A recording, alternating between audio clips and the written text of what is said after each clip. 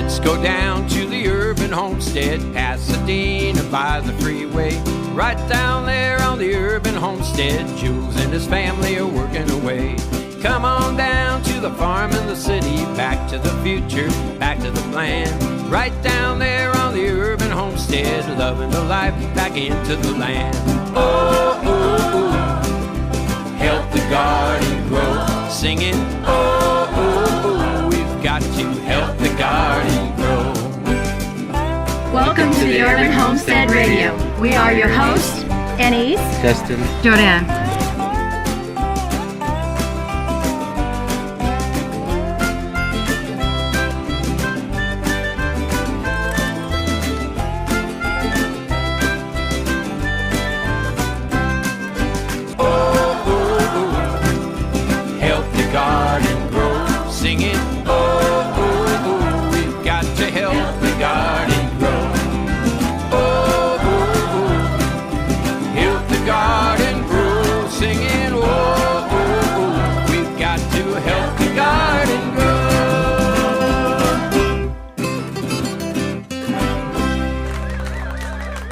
Folks, thanks again for tuning in. Today we have a special guest, Jean Baur, here in person at the Urban Homestead. Hi, Jean. Thanks for joining us. It's great to be here. Good. So you came by about 2 years ago, and we're happy to have you back. Yeah, it's great to be back here at a sort of country place in the city. Yeah, I remember. Yeah, big fan of what you've done for the longest time, so I was pretty excited when you came out. Well, thanks. Well, I'm excited to be back.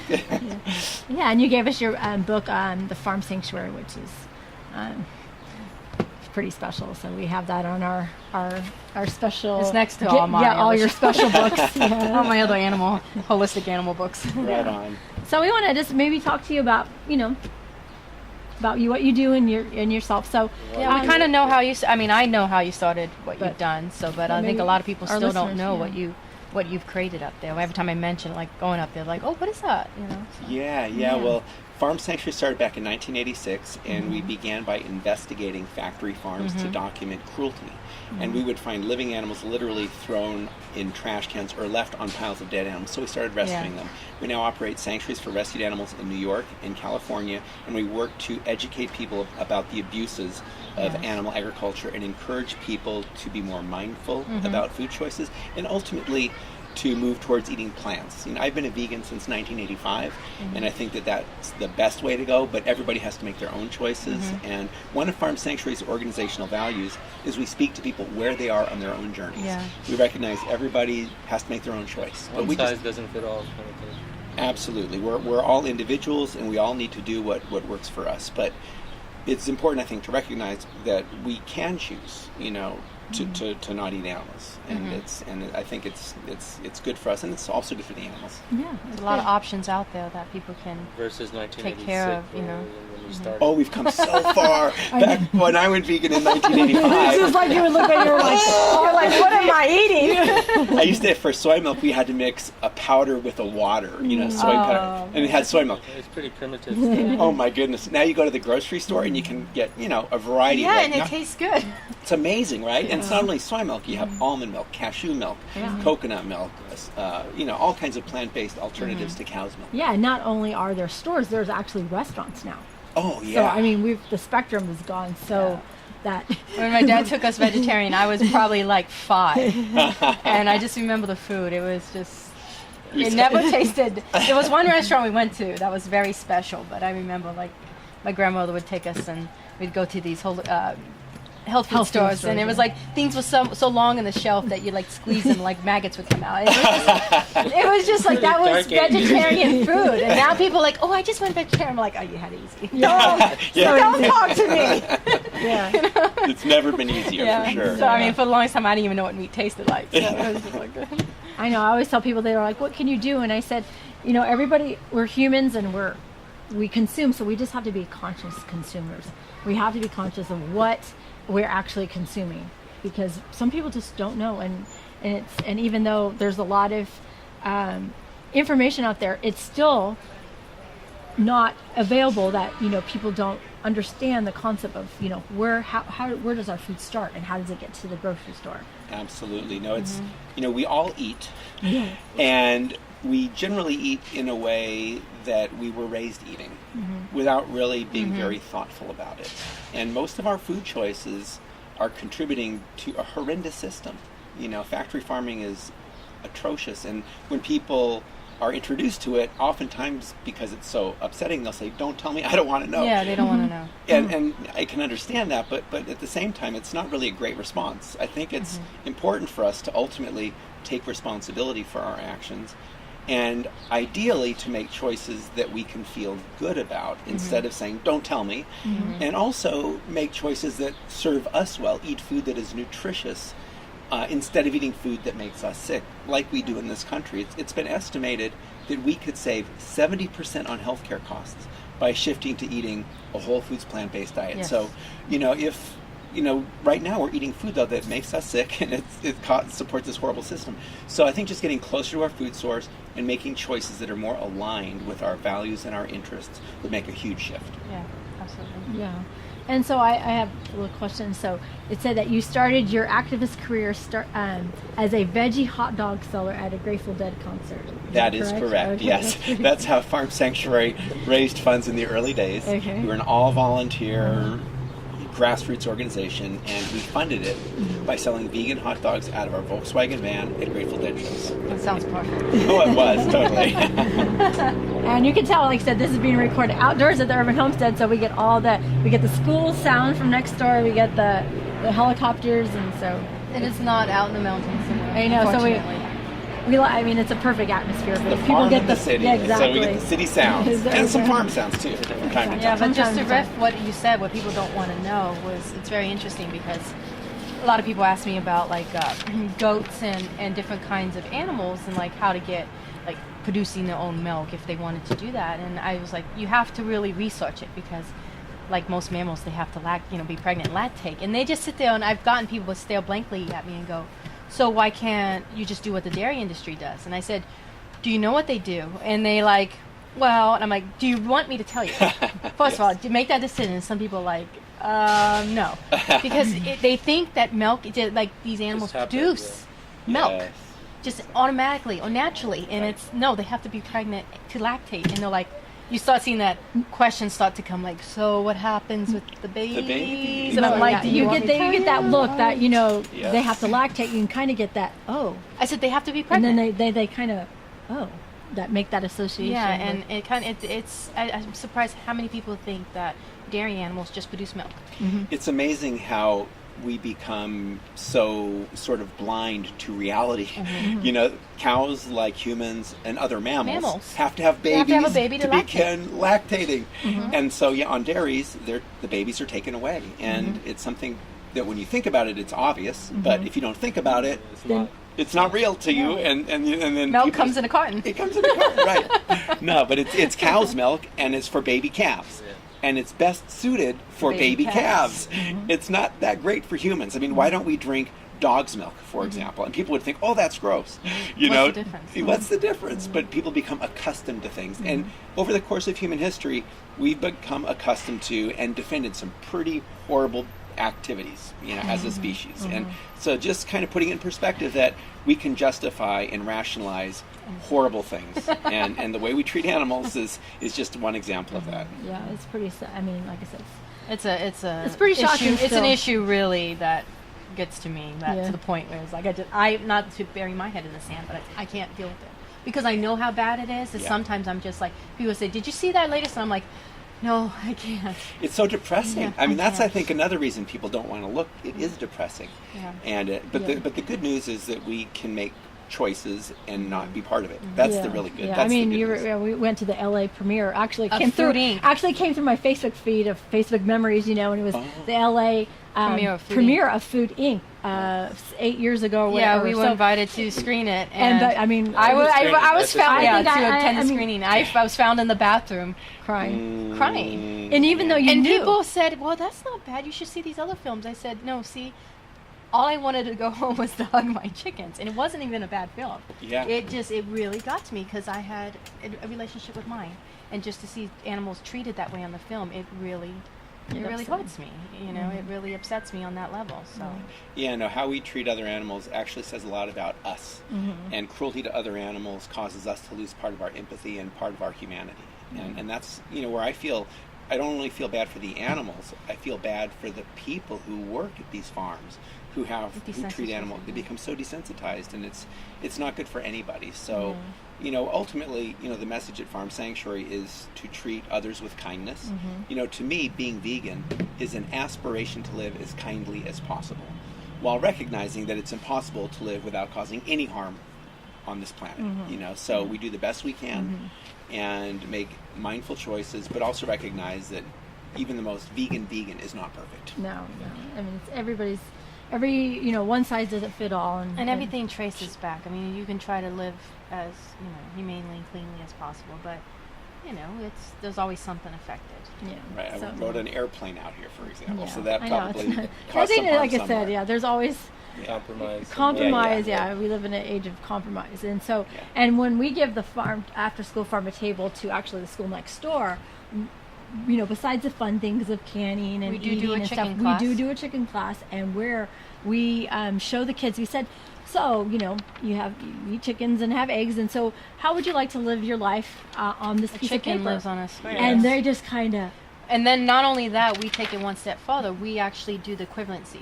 So we put a pen, and we put them and all we the put kids the in children in the We side say- of the pen. We say, raise your arms. And we're like, raise your arms, Yeah. turn around, and like, let's live like a chicken, a laying chicken's life 3 years if they're lucky. And that's about the equivalency of 70 years. So live 70 years, you know, like that. And so you can just see the and look you can just in see their the face. look. And there was one student that actually took that to heart, and she went out those CAFO farms and she measured the air quality.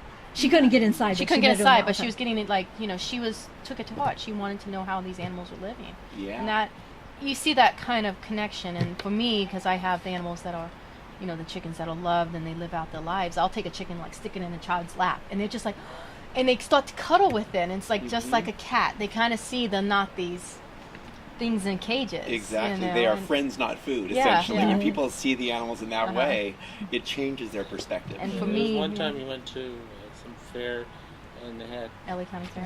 it was this was years ago. It was the thing they said, put these white leghorn chickens in a cage, and they said Big the sign. sign said these are happy chickens, and they were losing feathers. They were They must be caged because otherwise they'll kill and eat each other. That's insane. I've seen This was going, like "What?" 15 years ago. And these little kids are reading it and going, Wow. They're half plucked. You know, they pluck themselves. They get, yeah, they pull out their feathers. It's amazing how we can rationalize Yeah, anything. and tolerate such terrible behavior. At Orange I mean, County they Fair. said, we just go home. We have happy chickens. And they don't kill each They other. don't look like that. Exactly. And that's why what you're doing is so important, because you're demonstrating that these animals want to live. They don't want to be put in these small cages. And so when the factory farming industry tries to justify it and They say, do. we're the experts, these animals belong in cages, that's completely ludicrous. And, you know, we also have chickens and other farm animals at Farm Sanctuary. We just let them live and let them be, and it's good for the animals do and it's their good thing. for us. They do their thing. And, you know, watching them play is actually good for us. It does our hearts well, as opposed to putting them in a small cage or a crate where they can't move, and they're stressed, and they're clanking against the bars, and they're screaming to get out. They're highly, I mean, I think intelligent, and people don't realize that. And I think the thing is, no fault from them, they think, when they know animals come from farms, but in their head, the farm is this red barn, green pastures, old McDonald, and they didn't realize when that changed. Yes. Because they read it in books, they picturesque, you know, like that. Well, you Happy say, cows that's come not from how California. I mean, the commercial's beautiful. like 2 cows on like 5 acres. It's like, yeah, But no. does actually, how many cows live like that in drive up California? to 5 there, right? So, Oh, You know? yeah. Now, they live basically in factory farms where they're treated like commodities, not like living, feeling animals. They don't get to enjoy life. And if they're on a dairy farm, their babies are taken away from them immediately after birth. And they're not seen as living, feeling creatures. They're not treated as living, feeling creatures. And that hardens our hearts, Yeah. too. So Justin, as you mentioned, the chickens, Dad actually did a presentation at the Orange County Fair area one time, and I'm like, oh, let's go look at the animals. And I walked around, and there's 2 cute little baby calves, and big, beautiful carved wooden sign above it. Why don't they have their mother? And it said, these baby calves had to be taken from the mother because they would drink too much milk and die. And die? I'm like, this is what they're teaching little kids. And people are believing We're it. saving their lives by taking them from their mom. I just It's remember so reading that, and I backwards. just was like, it was a big, beautiful cloth sign. I mean, they spent a lot of money on it. It said they would drink too much milk and die. So we're saving their lives by ripping them from their mommy. No, they'll drink too much milk, and we don't have any money. Yeah, that's what. That's really and it, we lose yeah. our calf, we lose our money. That's what happens. To say that a mother cow and her baby calf Cannot actually, nurse and- that's figure out how to exist for I the mean, last. that's unbelievable, but that's what They people can't believe. figure out how to exist without human intervention. That's Ridiculous. what they're trying to say. It's, oh my gosh, Yeah. the hubris of it. We're taking care Well, of the all thing the is animals. that also the cattle or the dairy cow has changed. They The cannot, udder is insane. They're bred for big udders, and then they get. It's not. They get, It's not natural. They have to do Mastitis? they have to get the antibiotic. keep If from you had an mastitis, yeah. heirloom breed of cattle, which could but it doesn't produce that No, much milk. no. They hybridize the cows, and they hybridize And the meat stuff. cows are massive, and it's horrid. They're genetically bred for specific production traits. Mm-hmm. You know, in the case of dairy cows, today they produce about 10 times more milk than they would produce Yeah. in nature. Mm-hmm. And their bodies are under intense stress. And they go to slaughter after just about 3 years in production because they're pushed so hard. Yeah, they're just. And so it's Right. they're just worn out and sent ultimately to the slaughterhouse to be killed for beef. So And dairy then cows you eat also this become animal beef cows. that's horrendously treated. Worn out, yes. I mean, absolutely. whatever is in that animal, you absorb. Absolutely. It's diseased. It's feared. It's It's not worn happy. out. It's not a happy animal. I mean, yeah. And it's so- legal for diseased animals to be sold for human food as in long the as U.S. they walk into the As long as they walk in the slaughterhouse. slaughterhouse. We actually went to the U.S. Department of Agriculture and filed a petition and then ultimately a lawsuit. Mm-hmm. And they told us that it was legal and common for diseased animals to be sold for human food. That's why they prod them. They walk them in. They say, "There we go." And if a farmer has a sick animal, what do they usually do? Instead of giving them veterinary care, they take them to the slaughterhouse. And then they're killed and used for They human get money food. for it. Yeah. And they So get money. Yeah. speaking of that, so how has your has your advocacy or your farm sanctuary and yourself been influential in shaping or creating any new laws, state, federal, for the animal safety or food safety? We've had some success. For example, we were pivotal in passing a federal regulation to prevent downed cows from being slaughtered and used for human food. And these are animals that are too sick to walk. That's why they call them down. They're down on the ground. And they used to drag them onto trucks to slaughterhouses to be slaughtered for human food. So that is now illegal at the federal level. We've also been involved in some state laws to ban the confinement of animals in cages and crates where they're packed so tightly they can't turn around or stretch their limbs. So we've had some success there too.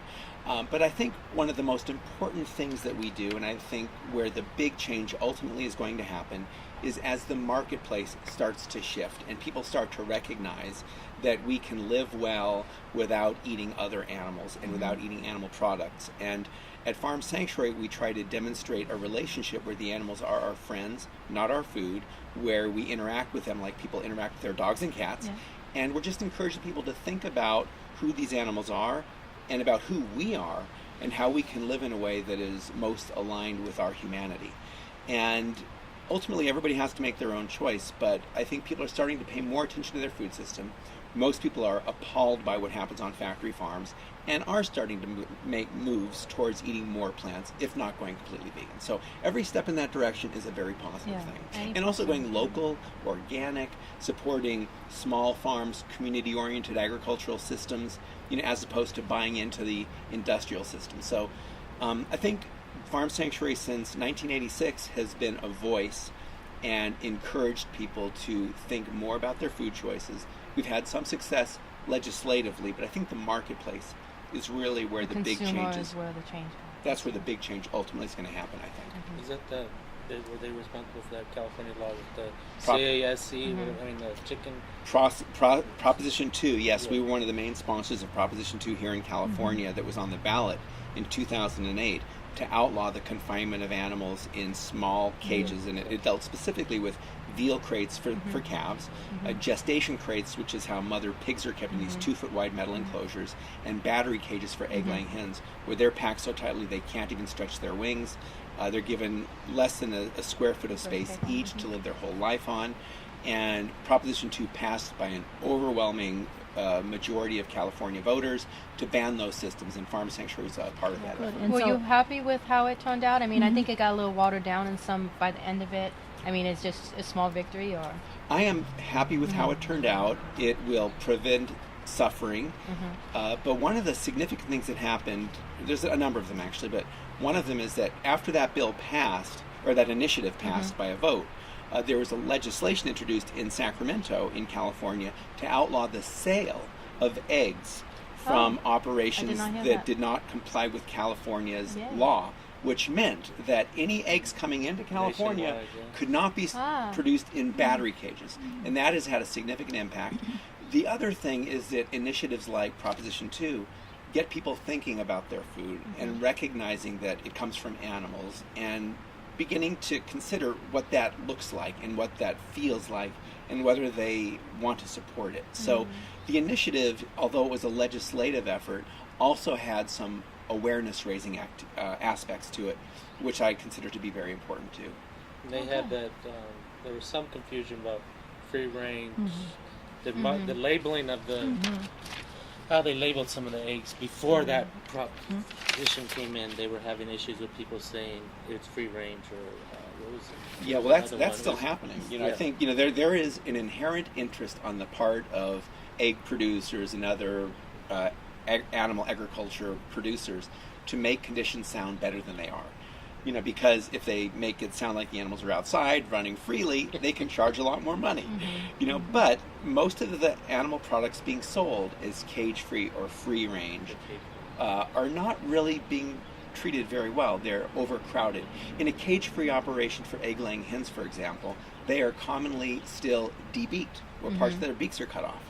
And free range is not well regulated. You know, it only requires that animals have access to the outdoors, but that's not defined.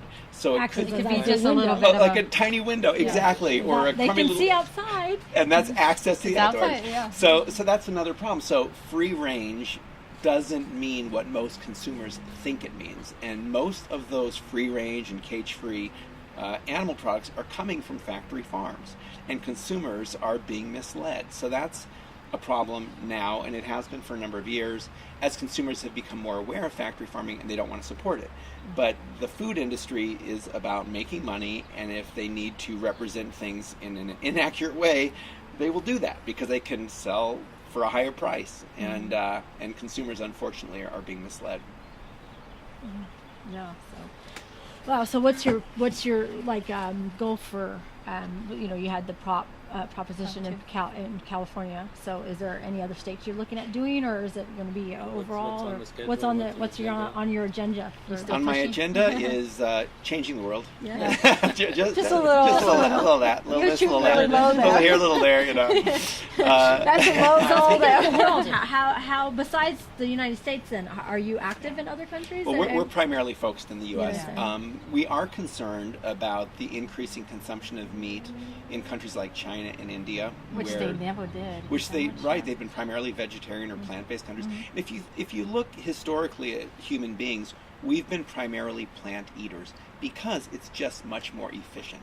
You know, to raise animals for food requires enormous amounts of resources, lots of cropland to grow corn and soybeans to feed animals. We could feed something like 10 times more people by just growing the crops and eating those directly instead of growing crops to feed the animals. So it's very inefficient. So meat has historically not been a big part of our diet. And that's why if you look at different ethnic foods, the Chinese food, Ethiopian food, Mexican food, Thai food, Indian food, it tends to be very plant-based, very heavy in eating plants, just because they're more efficient. The idea of eating meat is a fairly recent concept, and it's oftentimes linked to power. And this is, a big psychological attachment, I think, that comes with meat, and one reason that people are drawn to it.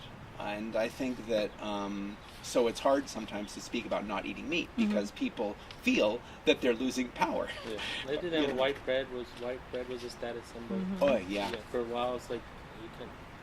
Well, it was because it was mostly hunter-gatherer, and meat was a luxury. You had it, and you had a little portion, and you had it occasionally. But now it's like meat isn't everything, and you get the big and 3 meals a day. 3 meals a day, and large quantities, and And our health is suffering because of it. I mean, look at the heart disease in this country. Look at the problems people experience because of our unhealthy diet and other factors. But what we eat has a huge impact on our health and well-being, physically, and I would even say emotionally. Yeah, one of my personal thing is, even though I have chickens, I've been rescuing a lot of chickens now. People cannot, they cannot keep them. They'll like call me up and say, here's some chickens. So I've been rescuing, chickens that cannot be taken care of. And so I'll do these classes about holistic chicken care, and one of I've been very proud of people who walk away and say, this is not something I want to do. Like, the more people I can turn away from, not understanding what they're getting into, to me it's a mark of pride to say, that person has decided not to do this. Well, they didn't do their homework. They have people calling up.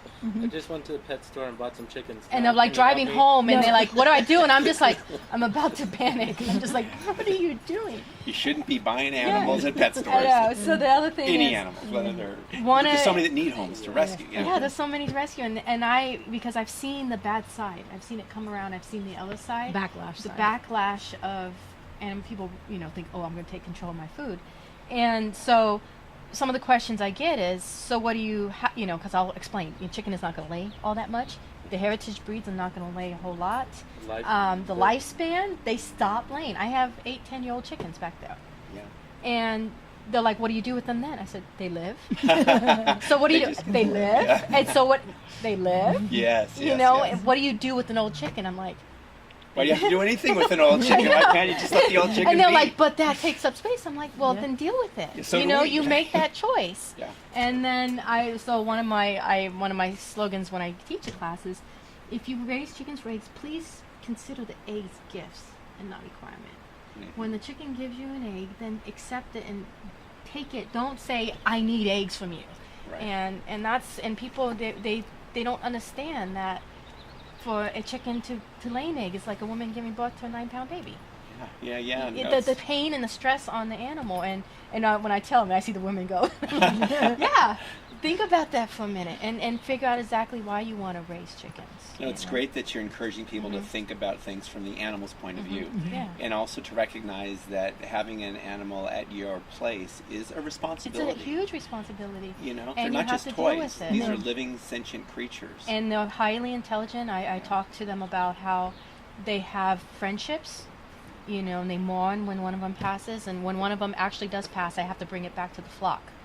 And they have to accept it, and there's a dynamic. And one of the things I explain to people is how all my chickens have waited to be held as they pass. When they're ready to go, they've come, and they're kind of you see them kind of slowing down. You're like, oh, she doesn't look too good, and I'll hold them.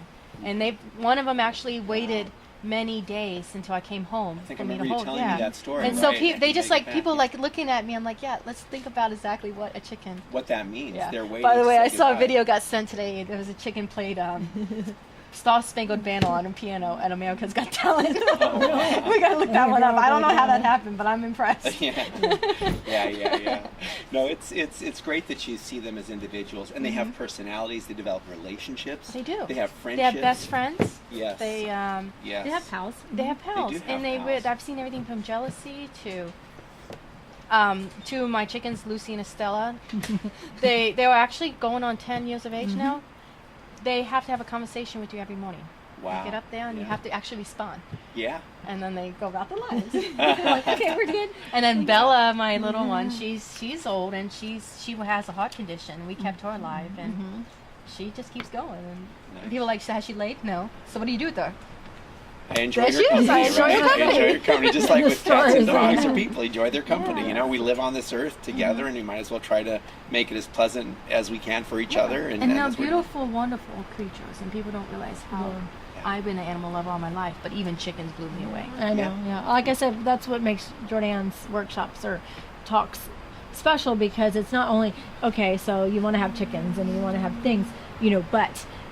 What you're going to get yourself involved in. You're going to have possibly deal with a sick animal. You're going to possibly deal with older animals. You're going to possibly have to do stuff and take care of this, and maybe not have your vacations or have to come back and put them up because, take control of it. That's all. And so we're just telling people, telling them, are you in for this all the way? Because when you get them, and hopefully you can keep them and responsible for them, that you're in it for the long haul, and we are not going to find them at now things change, we understand that, but hopefully not find so many dumped at the pounds. Which I'm So, curious, how do you handle yeah.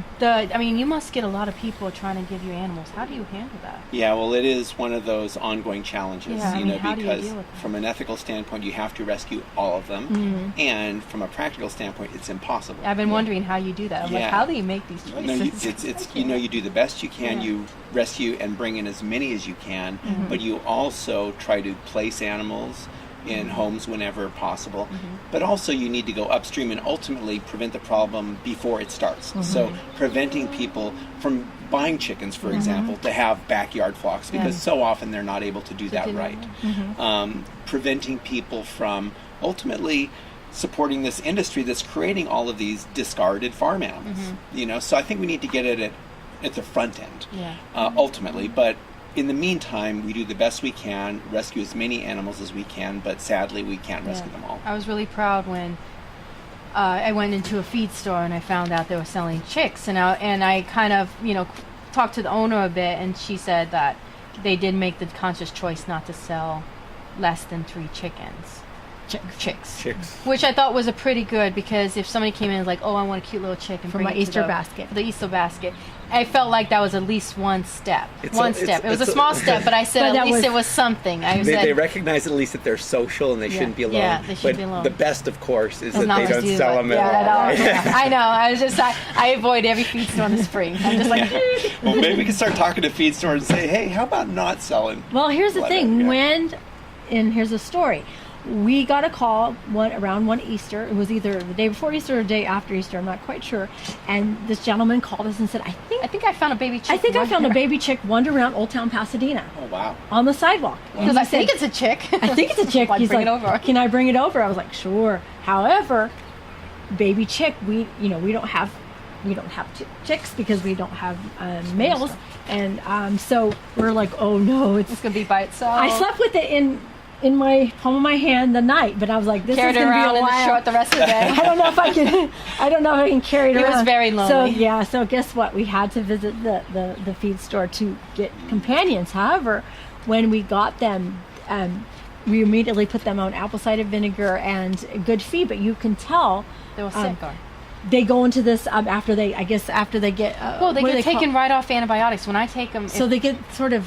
You could tell, like the next day or two, they start to sneeze and start sneeze, to and they cough. started, I guess, detox, throw whatever.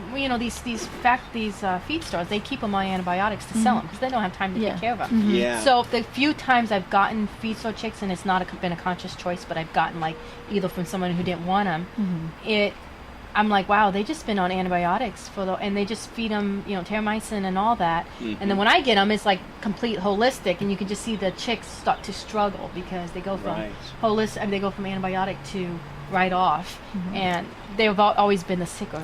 And so animals. often, when they come to the feed stores, they're trucked, and shipped in the mail sometimes.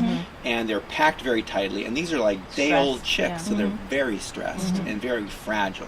So that's why they would give them lots of drugs to keep them alive. And it's not really a good way to live, ultimately. So Jordy has people come up to her.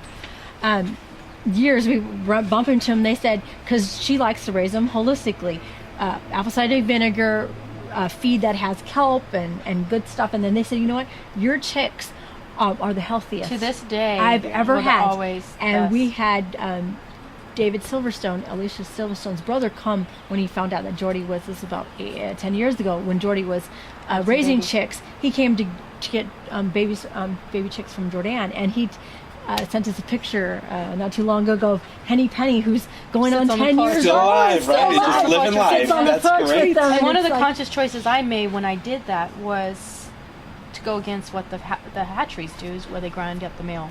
Oh, my goodness, yeah.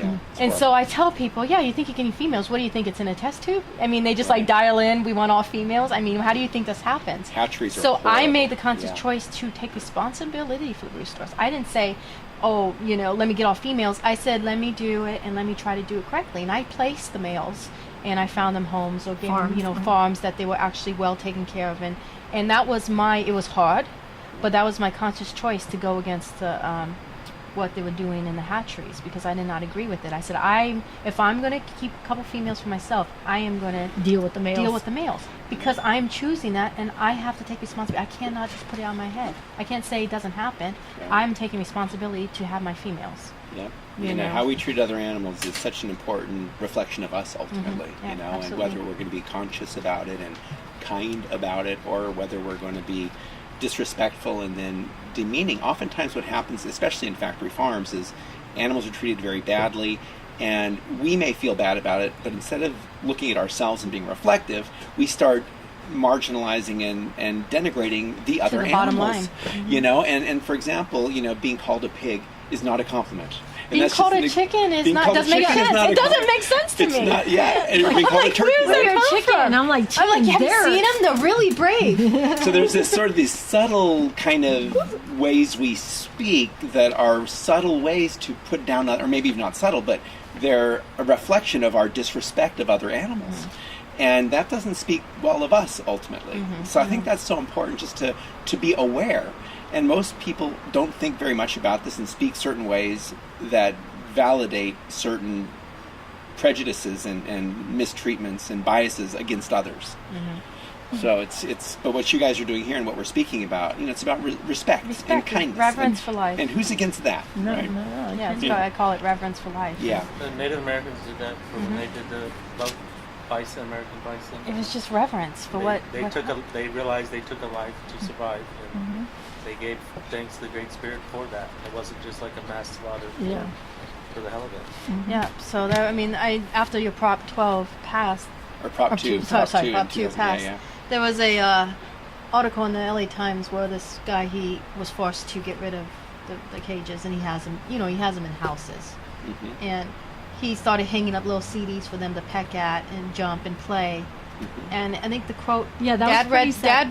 read the quote to me. He's like, read this. And I think he was in business 40 years. yeah, like he grew up Yeah, raising chickens. raising factory Yeah, farm. his dad raised him. And because of the law that you guys pushed to pass, he was forced to remove the cages. And he said he started seeing the chickens, For chickens. and watching them. Interesting. Yeah. And he says, I saw them play. And so he started hanging up things for them to play. And he realized he said it became a little fun for him. Like he started becoming more emotional because he saw them Interesting. as little more natural habitat. Now it wasn't the greatest.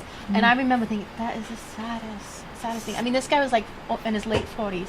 And he did not realize what he was doing for our I've heard tribe. that a number of times from different farmers who have seen animals just as commodities, and when they give them more space and the animals are able to express themselves and their personalities become the farmers are kind of have their eyes opened and go, wow, I didn't know they had such personalities, that they were individuals, that they had different likes and dislikes, that some were more shy and others were more outgoing. And so, our relationship starts to change, and I think it's positive when we start seeing them as individuals, not just as pieces of meat, which is historically how these animals have been seen and treated. Yeah. Oh, so that's. I know. So what did you do before you were like what caused you to actually go on this path before? I mean, I've read your story, but before you were co-founder of Farm Sanctuary, what did you do? Well, I grew up actually in Hollywood, California, and my parents sent me to Catholic schools.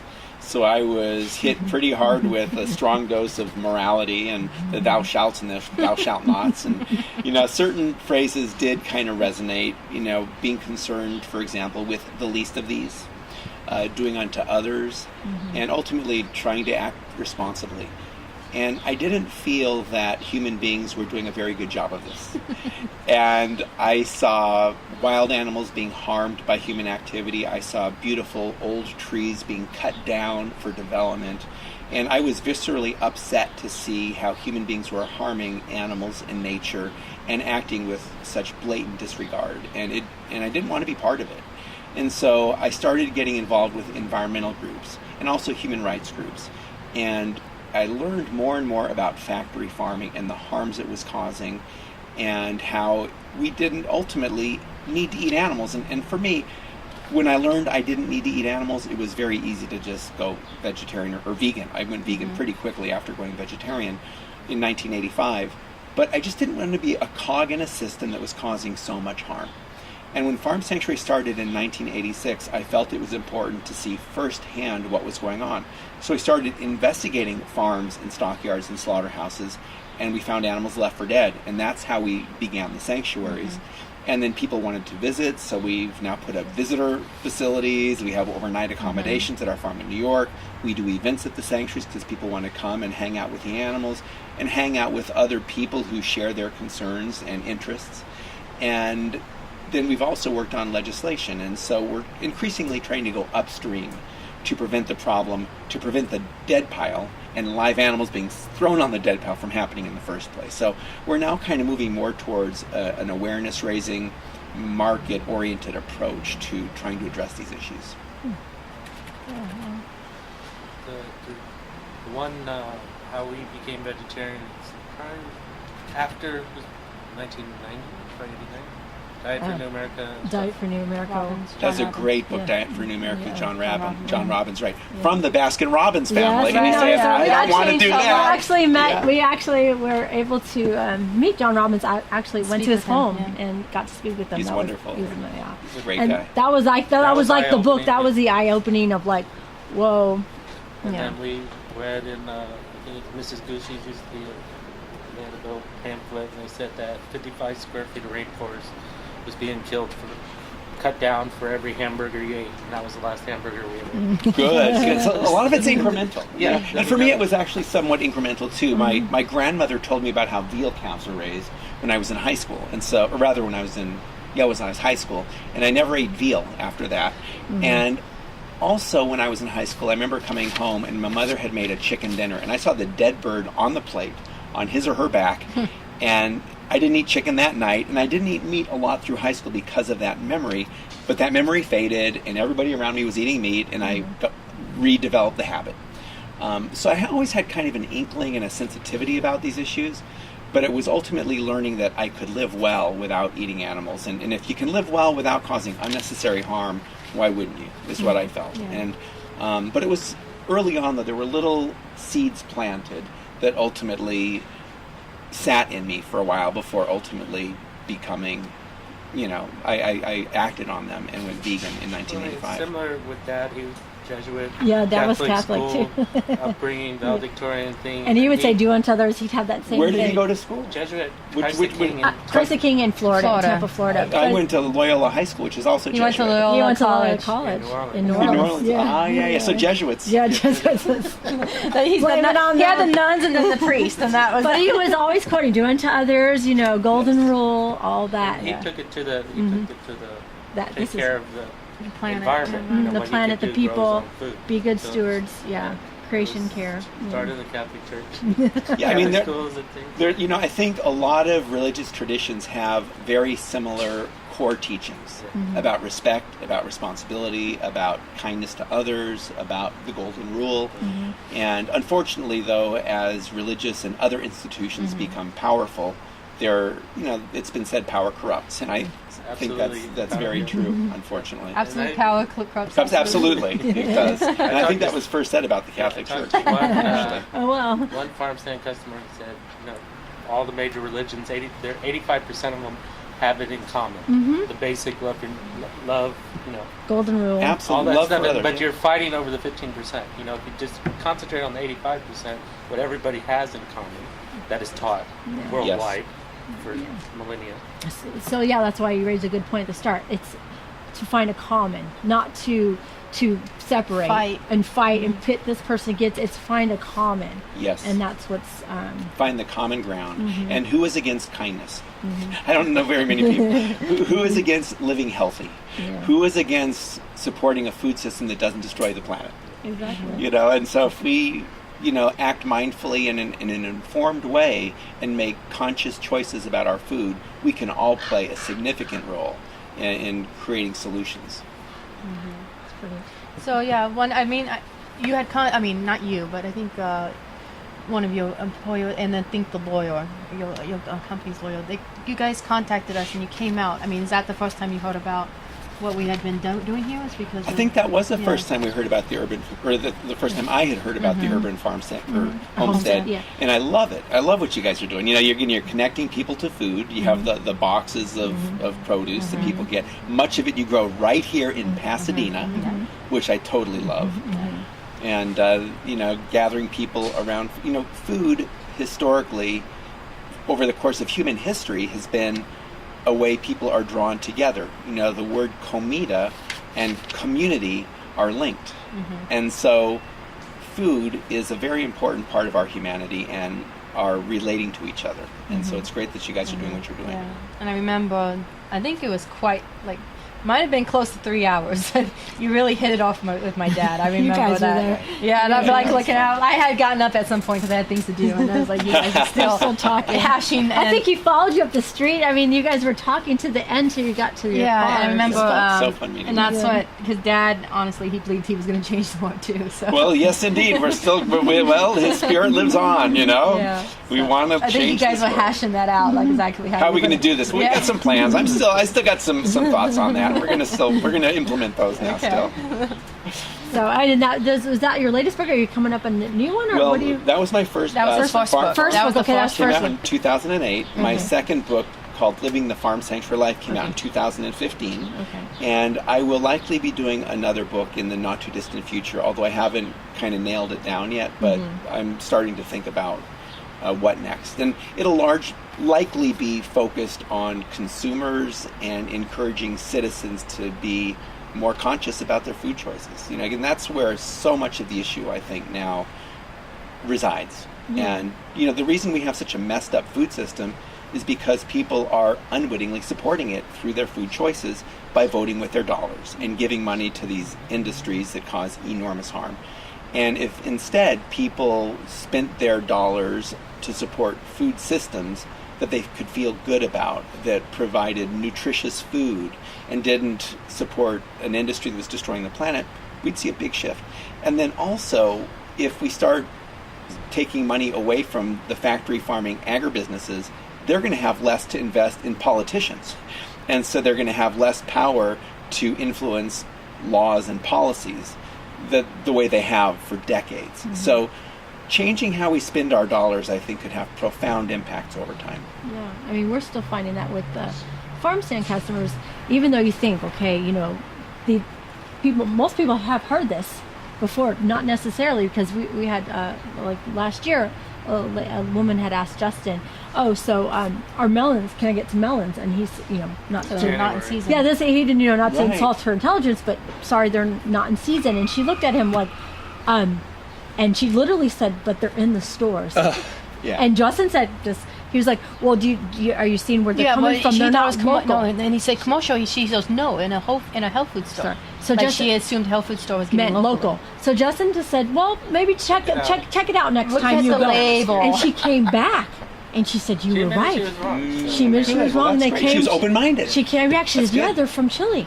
I did not know that.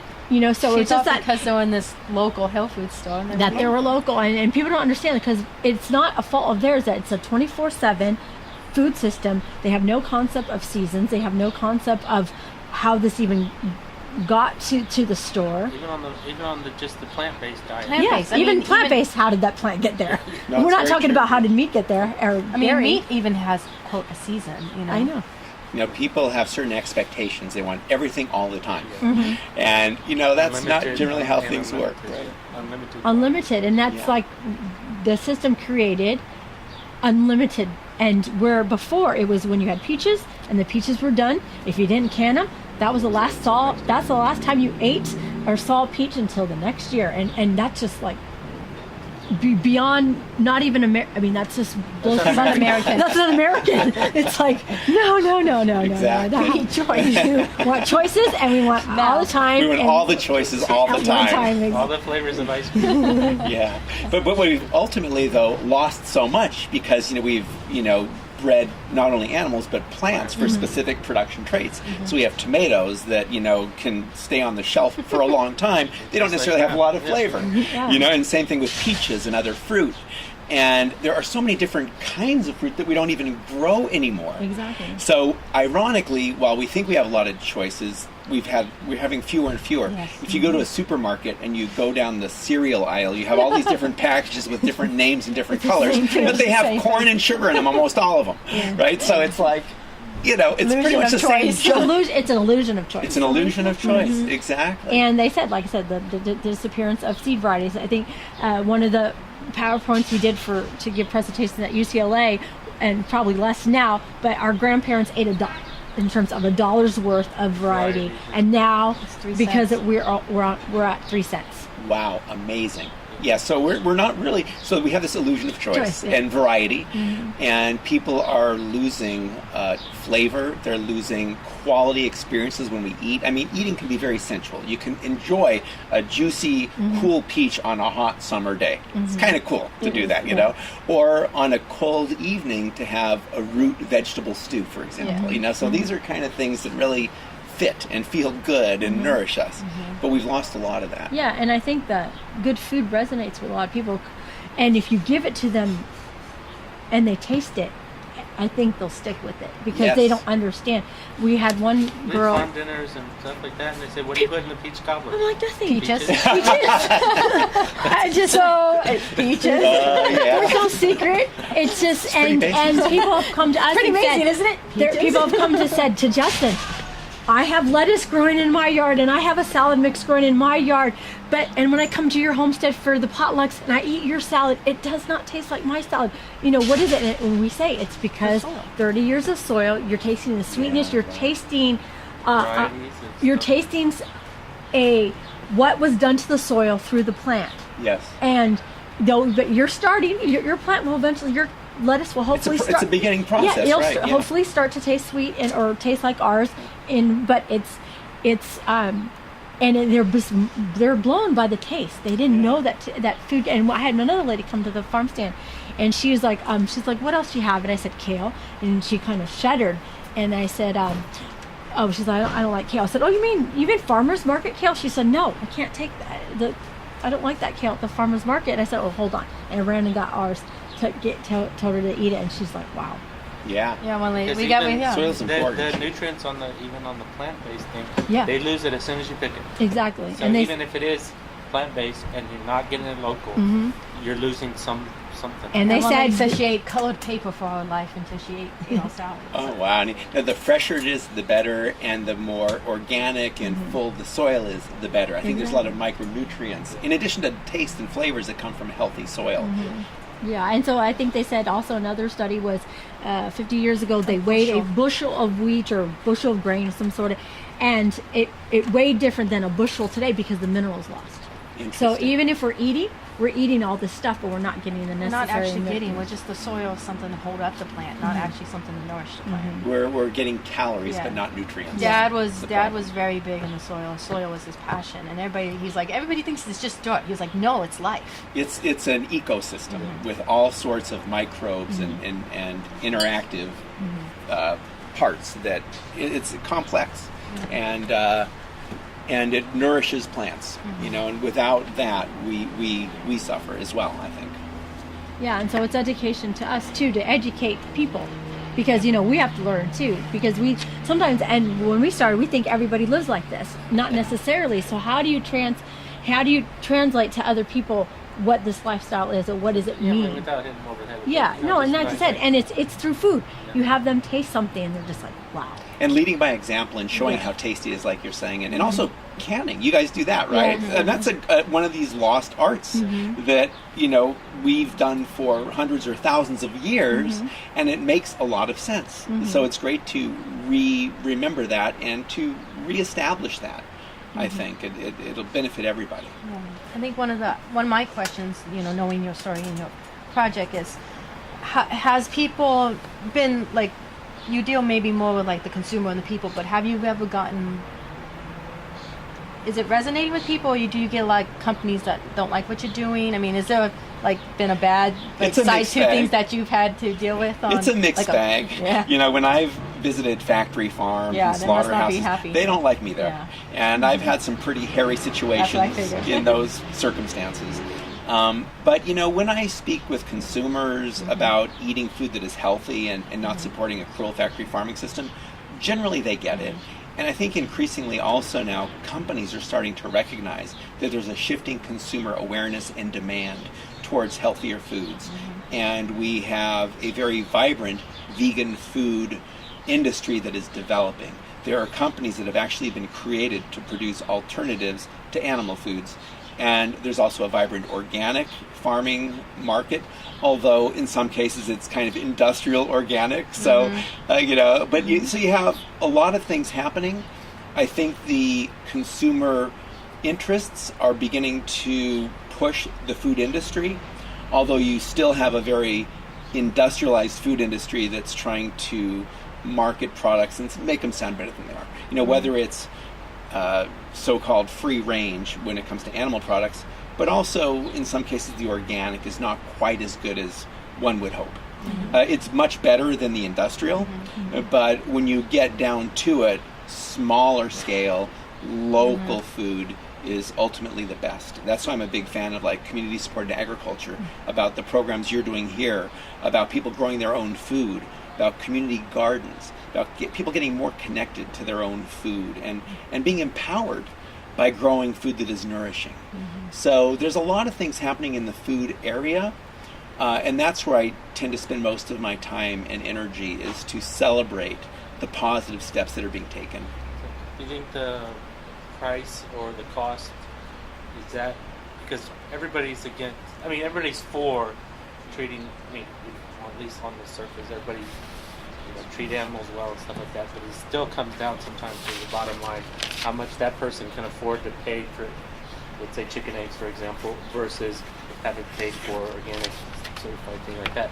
It's still, we have an issue with that too, because they said, well, I can get this amount for this dollars, and yours is this amount. Obviously, ours tastes better, but there's still the dollar.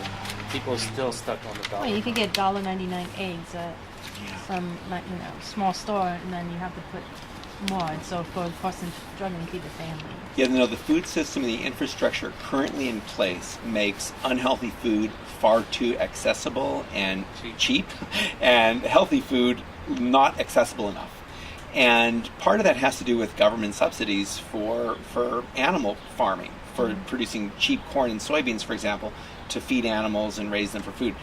Meat should be way more expensive than it is right now. But ultimately, and ideally, if somebody grows their own food, it doesn't cost a whole lot.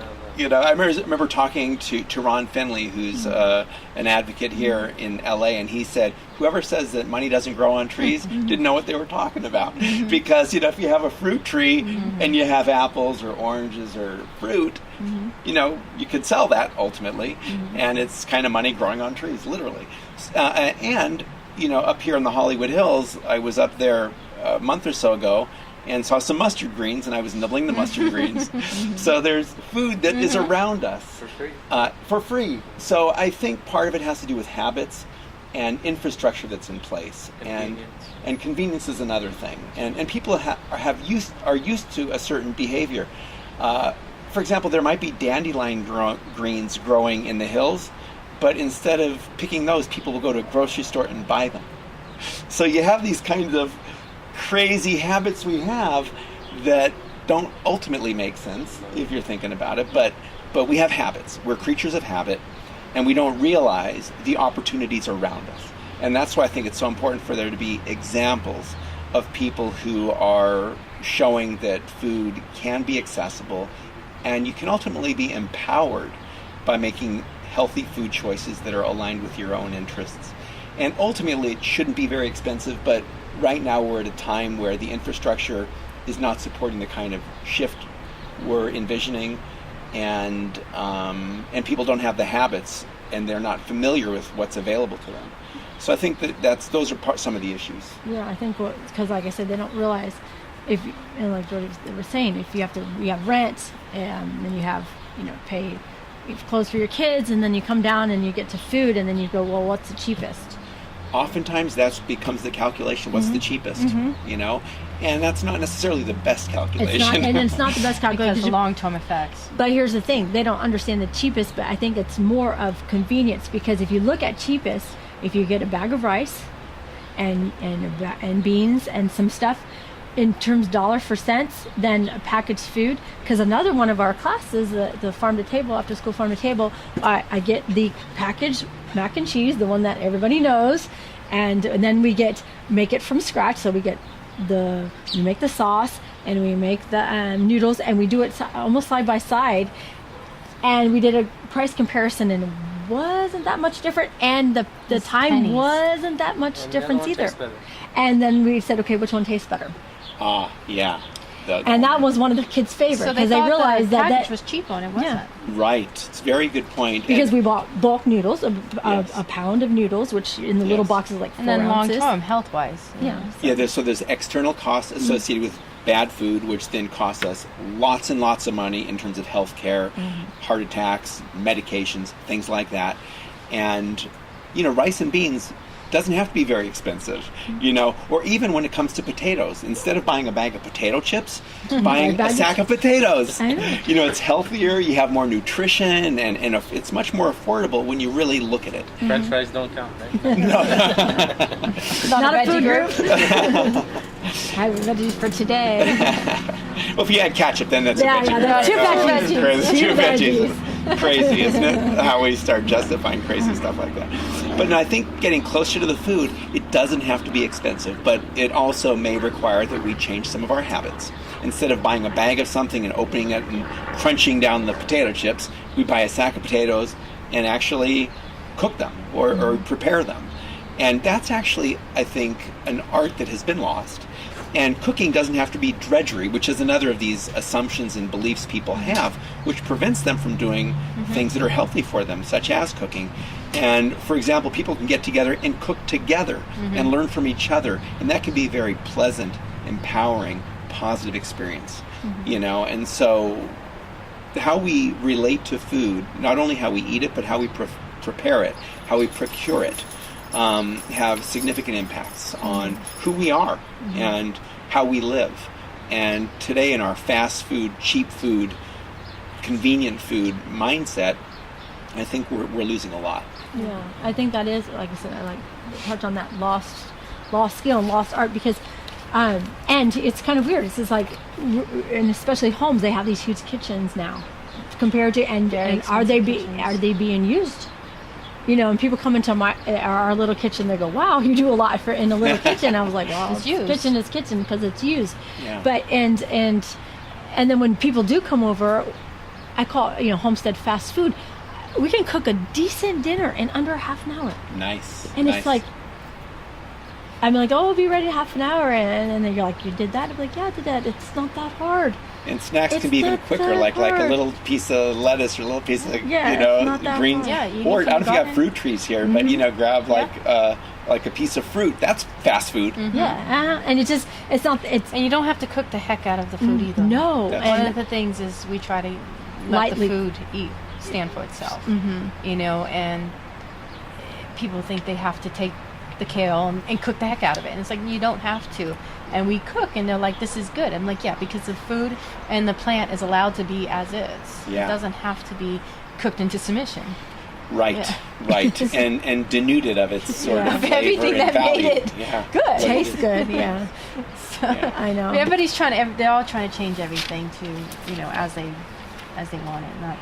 And they do that with animals. And that's probably one of my biggest pet peeves, is what people do. It all boils down to the relationship. Is it one of appreciation and respect, or is it one of exploitation? And what you can give me. Yeah. Right, exactly. And that's what people see with the land, they see with the soil, they see with the earth, and they see with the animals. What this animal can do for me. And I'm like, does it have to? Right, exactly, exactly. I mean, and we struggle too, because like I tell people, honestly, we struggle. It's on the homestead, we struggle too. Some days we get busy. some days just, and like since the loss of our father too, get behind, some things happen and we start to slide back. You know, I had to like, okay, now we got to start composting again. You know, before a while it was like things were a blur and kind of had to get through a lot of stuff. Then it's like, oh no, we're sliding back. No, okay, wash out the composter. You know, okay, start the recycling again. Okay, start to stock the pantry with the good stuff, you know, and start to consciously go back to that. Because like I said, life happens, things, you know, and so you're in flux, life's in flux, but we're conscious of it. It's like, oh yeah, that was like 4 steps back there. Yeah, You know? we're imperfect. We make mistakes, Yeah. but then it's about paying attention and being aware, and then saying, "Wait, I can do better," and then making adjustments. Just because we make a mistake doesn't mean we're destined to continue repeating that mistake. No, In fact, it's an opportunity to improve. Yeah, And I find with people, sorry. Oh, well, yeah, go ahead. I find with people, the hardest thing is to actually accept that. People, they want to reach an end goal, and it's so hard to reach that end goal, and it's not about that, you know. And I've had people say, "Oh, I'm so glad you sit down at this dinner with me, eat this," and I'm sorry, some of it's processed. I'm like, well, look at what's not processed. You're trying. It's not, you know. And I think people see the end goal and they're like, "Oh, it's too hard to reach there. Yeah. It's too hard to become vegetarian. It's too hard to become vegan." And it's like, well, let's just maybe not eat meat every day. Exactly. And you don't have to beat yourself up if you can't feed It's at your end result. taking steps, You and know? don't make the perfect be the Yeah. enemy of the good. You see this, you're like, wow, that's And- gonna take forever. And on the other spectrum, I can go out, well, and enjoy time with a friend who's not necessarily have walked our path or our Common level. ground. But I'm sitting and eating with you, and don't make excuses. I so often we go to people's homes or go over to people, and they're sorry, you know, Sorry, I haven't done that. Sorry, I don't have a garden, and I'm like, no, Right. they're looking at me, and they go into this I'm sorry mode, That's too bad. and yeah. I'm just like, I'm not here for that. I'm not even looking. I'm not even conscious. But now that you made it a conscious thing. But in my head, I'm not even conscious Well, of that. and also, I don't it's see the that common in ground. you. It's why we're sitting together. It's the Yeah, common it's why ground we're sitting sharing here. together. I'm in your house sharing this, and so what if you don't have a garden in your backyard? I'm not judging you for that right now. Yeah. You know, I'm Or not at gonna, all. or at all. I'm not even conscious of that. I'm just enjoying your presence and your company You know, it's right now. focusing on the positive and Yeah. dwelling in the positive instead of focusing on and fixating on things that are not ideal. Yeah. Because that's just life. There's things that are positive and things that are not. Yeah. And we can choose which area we want to dwell in. And I came face to face with that because we make the biodiesel for the diesel cars, and a woman came to pick me up to take me somewhere. She goes, "Oh, I'm so glad you didn't hesitate to get in my gas guzzling car." And I went, and she was like, "Well, you're just, you know, all doing biodiesel and transportation, and you know, I thought you would reject getting in my car." And I'm like, wow, that's really sad that people can get defensive that way. That People do. And I think a lot of times defensiveness is based on their own sort of feelings of inadequacy. And, you know, again, at the end of the day, none of us is perfect. We all have No. weaknesses, you know? So it's just accepting that and forgiving ourselves as well as others. And so often I think people beat themselves up way too much. So it's important to really acknowledge the good things, build on those, and take steps in a positive direction. And when we go backwards, just say, whoops, I messed up. And as human beings, we will mess up, but not let that own us. You know, just acknowledge it and learn from it and move forward. That sounds great. I like that. That's very good. So, is there anything in particular that you like to say or share with our listeners that we haven't covered already? I think we've covered a lot of ground, but I guess I would say that, you know, each of us lives in this world, and there are many things we may see around us that are upsetting. I mean, there's wars, there's violence, there's destruction of natural resources, things like that. And there's a lot of things that may seem like they're out of our control. But when it comes to what we eat, each of us every day has a lot of control over that. And so making food choices that are mindful and that we can feel good about can ultimately be very empowering. And if we eat healthy food, it's actually very nutritious. It makes us feel better both physically as well as emotionally. So food is a huge part of our life. It has profound impacts. We don't think enough about it. And if we change our food, collectively, ultimately, I think we can change the world. Thank you. Yeah, that's great. And so, where can our listeners connect with you, the Farm Sanctuary online, where are your books available?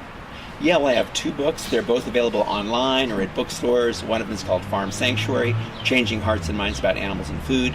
The other is called Living the Farm Sanctuary Life. People can find me on Facebook. I have a Gene Baur public page. Farm Sanctuary has a Facebook page and has a website as well. We also have Twitter accounts and Instagram accounts. And just encourage people to learn about the issues, share information with friends and others who might be interested, and be mindful about our choices, especially about food, and then make choices that are aligned with our values and interests. And so there's 2 locations for actual Farm Sanctuary, correct? Yeah, we actually currently have 3. We have one in Watkins Glen, New York, one in Northern California, and one in Acton, California, just outside of Los Angeles. And that's the one we have to visit. You've got to come visit, absolutely. It's on the to-do list. They may actually find I know the me problem like is, Jordan, we don't know if we can bring Jordanne home. She'll or hang not. out there. Hire me. Oh, I don't want to leave. Okay. I might be in the barn somewhere. And one more thing, is there any way for people to help or donate? How can they help the Farm Sanctuary? What's the best place for them to do that, or how can they do that? Yeah, they can go to our website, farmsanctuary.org. People can adopt an animal who lives there by sponsoring them through a financial contribution. We do events at the sanctuaries, and donations also to the organization are tax deductible. We're a charitable organization. So if people want to support us, that would be great. Good. Oh, I still think you guys are afraid to take me up there. I think we're afraid. That's why we've taken that. We are. I might be afraid myself birthday was too. here. You I didn't take me. I've been asking to Well, go. it's a birthday month. We can keep going. And it's summertime. Well, we should go up there before it gets too hot, though. I still think you're afraid. Yeah, we're afraid. Well, animals are cute. I think joking. I'm afraid too. I'd be like, oh, you're cute. So, thank you again so much for. Thank you. It's a pleasure joining speaking us. with you, Yes. and it's great to be here. Thanks for having me. All right, thank you. All right, thanks again for tuning in, and we'll hope you join us next time at Urban Homestead Radio.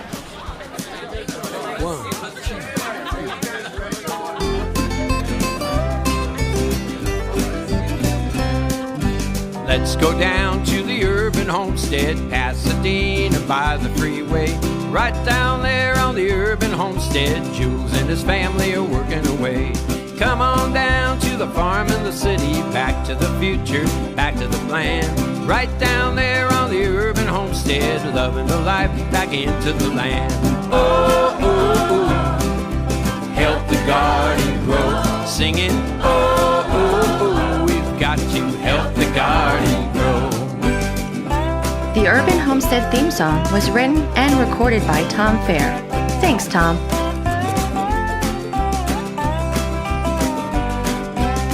We've come to the end of this show.